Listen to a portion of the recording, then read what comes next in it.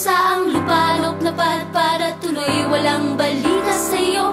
Okay, tagal na nga mula nang tayo'y magkawalay, at sa bilis ng panahon, tila parang kailan lang ito.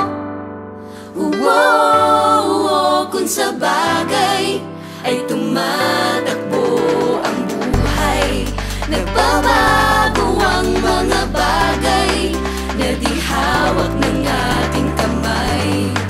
Ngunit sa kabila ng lahat ng mga nangyaring ito, isa lang ang nais kong malaman mo.